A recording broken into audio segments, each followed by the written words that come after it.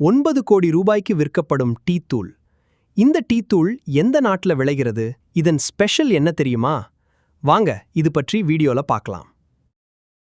தேநீர் வெறும் 20 கிராம். இந்த தேநீர் 26.17 லட்சத்திற்கு ஏலம் விடப்பட்டதா? 9 கோடி ரூபாய்க்கு விற்கப்படும் டீத்தூள். இந்த டீத்தூள் எந்த நாட்டுல விளைகிறது? அப்படி என்ன ஸ்பெஷல்? 10 ரூபாய் டீ குடிக்கிற நமக்கு கேட்கவே மயக்கம் வர்ற மாதிரி ஒரு விலை. ஆனா இது தேநீர் உலகத்தோட ரோல்ஸ் ராய்ஸ். அதன் பெயர் டா ஹாங் பாவ், தமிழில் பெரிய சிவப்பு அங்கி. எங்கே விளைகிறது? சீனாவின் ஃபூஜியான் மாகாணம் வூயி மலைகள். இது யுனெஸ்கோ பாரம்பரிய தலம். செங்குத்தான பாறை இடுக்குகளில் வளருது. மழை நீர் பாறைகள் வழியா இறங்கி கனிமங்களை கொண்டு வருது. அதனால்தான் இதுக்கு தனி மண் வாசனை, ராக் டீ என்ற பெயர் வந்தது. இன்றைக்கு உலகத்துல அசல் தாய் மரங்கள் வெறும் 6 மட்டும்தான் மிச்சம். அதுவும் ஜீவுலாங்கியூ பாறையில நூற்றாண்டுகளா நிக்குது.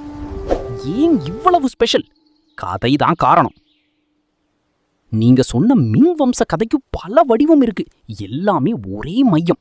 சீன மொழியில் டா ஹாங் பாவ் என்றால் பெரிய சிவப்பு அங்கி. ஒரு புராணத்தில் பேரரசர் ஒருவர் நோயிலிருந்து இந்த தேநீரால் குணமானார். நன்றியாக தன் சிவப்பு அங்கியை அந்த புதர்களுக்கு போர்த்தினார். இன்னொரு வடிவத்தில் மிங் வம்ச பேரரசரின் தாய் குணமானதும் பேரரசர் 4 புதர்களுக்கு பெரிய சிவப்பு அங்கிகளை அனுப்பினார். 3வது கதையில் ஒரு அறிஞர் தீர்வில் வெற்றி பெற்ற பிறகு இதே தேநீரால் பேரரசரை குணப்படுத்தி பரிசாக சிவப்பு அங்கி பெற்று மரத்தில் போர்த்தினார். அன்றிலிருந்து இது அரசர்களுக்கு மட்டுமே உரிய தேநீராச்சு. 9 கோடி 2002இல் வெறும் 20 கிராம் 1,80,000 ஏலம் போச்சு. அது 2005இல் தாய் மரத்தின் 20 கிராம் 208 அதிகாரப்பூர்வ சாதனை. 2005இல் தாய் மரத்தின் 20 கிராம் 2,08,000 யுவானுக்கு விற்றது. அதுவே அதிகாரப்பூர்வ சாதனை.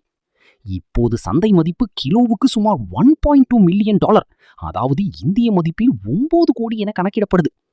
1 கிராம் $1,400, அதாவது 1.35 லட்சம் வரை போகும். தங்கத்தை விட 30 மடங்கு அதிகம்.